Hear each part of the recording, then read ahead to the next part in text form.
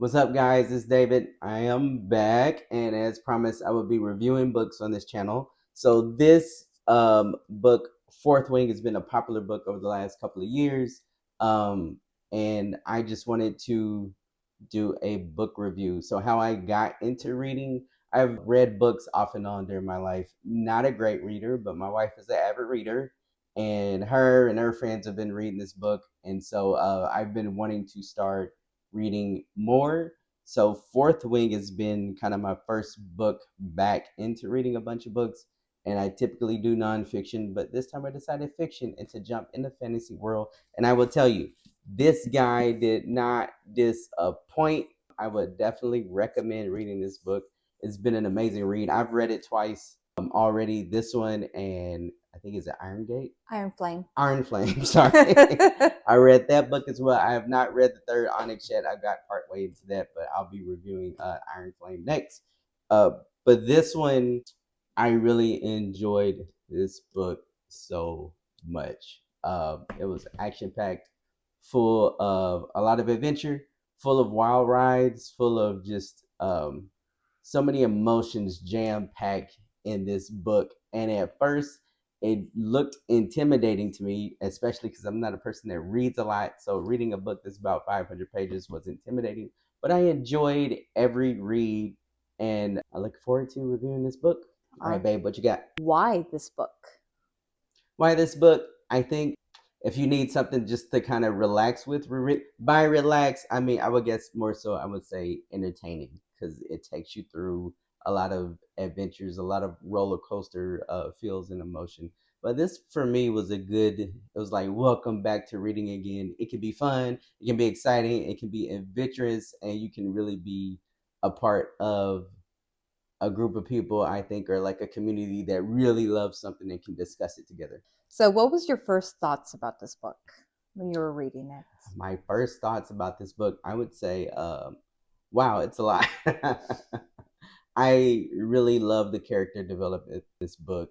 I love how the setting was described. I loved how the relationships were formed and Violet's heart for her family and her friends, and also too, I loved how she became a different person along the way. She was supposed to go to one area, winded up going to another area, and she had to adapt and adjust her life. Do you feel like that helped keep you interested throughout the book? Yes, I what I would say I really enjoyed was about how many trials that Violet had to go through. Like if it was not one thing, it was another, from walking across the parapet, from the gauntlet, and then all while trying to find people who safe and have threats of like Jack trying to kill her constantly through the book, and then also like how to get on the dragon, and then after that she had to figure out how to stay on it, and then after that she had to figure out how to get her powers. So there was just constantly one challenge after another. Definitely nothing was handed to her, so it was cool to see her fight through all those challenges. Speaking of conflicts, what do you feel like were the main conflicts and theme of this book? I would say probably like the main conflict was her adjusting from one way and going to another. And my favorite part, I think, that you can take like in life, where the relationships between Zane and sorry, Xaden. Dane. Jane and Zayden, and what I thought is it's just like, do you want to be protected through trials throughout your life, or do you want somebody that's going to empower you, believe in you, and equip you for the life that you're ready for? Was there any character that you really liked in this book? I mean, I think like for me, I think Zayden's awesome. He's my favorite, and one, as I mentioned before, now I'm kind of asking myself, if someone's in my path, like, am I helping them or am I hurting them? Am I trying to overprotect or am I equipping them for what they need in life? That one's huge for me. Who do you feel like you struggled with the most? Ooh, who did I struggle with the most? To be honest, I didn't struggle with Jack because I like good bad guys. So he can stay as he can stay alive as long as he wants to. I would say probably definitely Dane, because I found myself reading the book from like Violet's perspective, and I was like, yeah, dude, stop trying to protect her and equip her. Let her be who she needs to be. She's tough. If you had to choose a signet, what would it be? Ooh, if I had to choose a signet, I guess Willing Shadows. Let's go, baby. Means you're very hidden and you keep things hidden. Hey, we don't need to have this discussion here right now, one thing. Because signets are supposed to signify who you are really on the inside. Well, I don't think necessarily it's. I think that's part of it, but I think like part of his signet is part of like the weight that he carries. He's responsible for a lot of people, and also like he's like leading something kind of secretive. So I don't think necessarily he really keeps secrets. I think it's kind of like for the good of the pack type of thing that he kind of does. And yeah, he does hold on to stuff unfairly sometimes. But as you can see, Violet did the same thing. And we're gonna talk about that next. That I think Violet's a hypocrite. But let's go. Or going back to Xaden, would you then feel like his signet was more so protective? Yeah, I think it was very protective. And like if Zayden's on your team, like he took responsibility for a lot of people. And so if you're on his team, he will definitely do his best to make sure you're in the best position to win.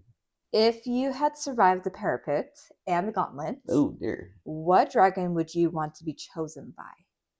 Terran, of course. Well, Terran's not an option because Violet has him. Like, what color? Is there like a new dragon? I think like no, to be honest, like, all right, let's get a bright. I'm gonna want like an orange dragon or something like that. I want something really bright. Oh Lord. You know Jack has an orange one, right? Yep. I can take his dragon. Going back to the parapet, do you think you would have survived the parapet? Balance is not my thing. Nah. Was this storyline easy for you to follow?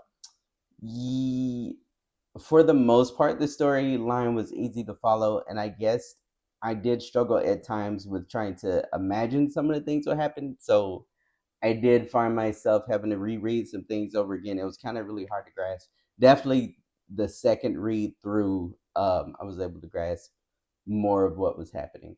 Was there a quote that you really liked in this book? I think my favorite part is how Violet kept referring to what Dane said when she first got there about this place reveals like who you are. It reveals your character. It strips everything away and reveals who you are. I really like that. Who would you recommend this book to? I would recommend if you're trying to just get back into reading, I think this would be a great book to kind of get back into. And also just anybody who loves. It's a great, easy read, full of challenges, full of, a lot of action-packed thrillers, hot and spicy love scenes. So I would say this, if you're a married couple that is, want to spice it up a little bit, maybe reading a couple of these spicy parts may help you spice things up a little bit. So why not? Give it a try. As we close out this review, what would you rate this book out from 1 to 10? 1 to 10.